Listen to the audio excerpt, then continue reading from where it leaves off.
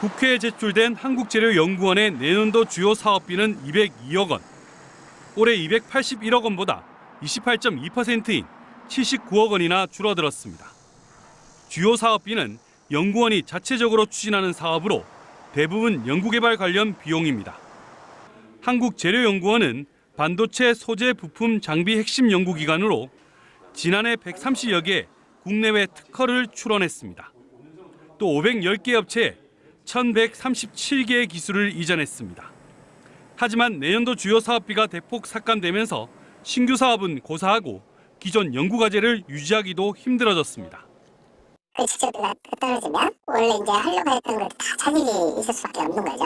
그걸 자르고도 그대로 원래 하던 정도의 연구를 할 수 있는 사람이 거의 없을 겁니다, 아마. 한국전기연구원도 사정은 크게 다르지 않습니다. 내년도 주요 사업비는 231억 원으로 올해보다 67억 원, 22.4%가 감소했습니다. 문제는 주요 사업비에 학생연구원을 포함한 비정규직의 인건비가 포함되어 있어 150여 명이 일자리를 잃을 위기에 놓였습니다. 또 내년도 졸업을 앞둔 관련 공대 대학원생들의 취업이나 연구원 진출도 사실상 막힌 셈입니다. 과학기술 미래에 대한 불안이 생기는 건데 일단은 학생들이나 국민들한테 굉장히 부정적인 시그널을 줘버렸고 그렇지 않아도 이공계 기피 현상인데 이공계에 대한 처우나 이미지나 위상이나 이런 건 이 정도밖에 안 되는구나.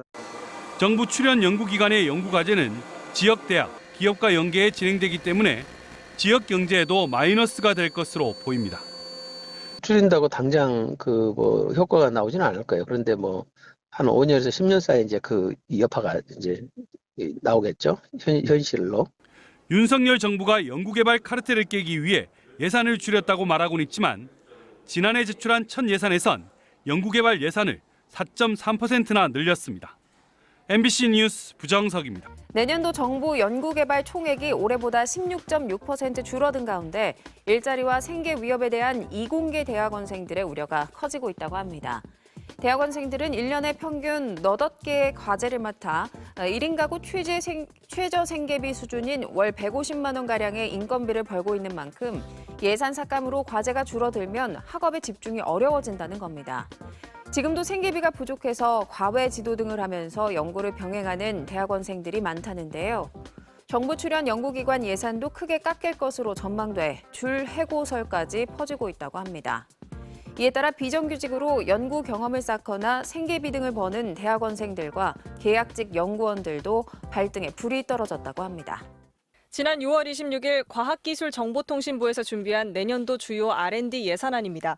올해보다 2% 증가한 25조 4천억 원이 배정됐습니다. 나흘 뒤인 30일에 국가과학기술자문회의에서 심의를 받으면 기재부에 제출할 예정이었습니다. 그런데 심의 직전 계획이 전면 취소됐습니다. 윤석열 대통령이 과학기술계 이권 카르텔을 언급한 뒤 벌어진 일입니다. 효과 분석 없이 추진된 예산, 돈을 썼는데 아무런 효과도 나타나지 않은, 왜 썼는지 모르는 그런 예산, 이런 것들은 완전히 제로 베이스에서 재점검해야 됩니다. 그로부터 약 50일 뒤인 지난달 22일 과기부가 발표한 수정 예산안입니다. 주요 R&D 사업에 증액은커녕 13.9% 감액된 21조 5천억 원이 배정됐습니다. 6월안과 비교하니 2조 4,900억 원이 배정됐던 탄소중립 연구개발 분야 예산은 2조 원으로, 재난안전 등 공공 분야는 2조 4천억 원에서 1조 9천억 원으로 삭감됐습니다. 반면 글로벌 연구개발 분야는 6,106억 원에서 1조 원 넘게 증액됐습니다. 정부는 중소기업 뿌려주기식 사업이나 코로나 감염병 대응을 위한 지원금을 깎고 낡은 관행을 걷어내느라 예산이 줄었다고 설명했습니다. 그러나 정작 어떤 사업들이 낡은 관행에 해당하는지는 밝히지 않고 있습니다. 저희가 보기에는 삭감된 방식이나 이 과정들이 일괄적으로 폭력적으로 진행되어서 그런 부분만이 삭감된 게 아닌 걸로 보이는 거죠.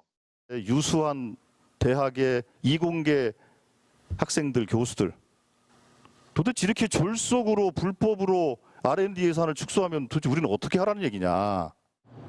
과학계에서는 기술 패권 경쟁이 치열한 상황에 삭감은 이해하기 어렵다는 반응입니다.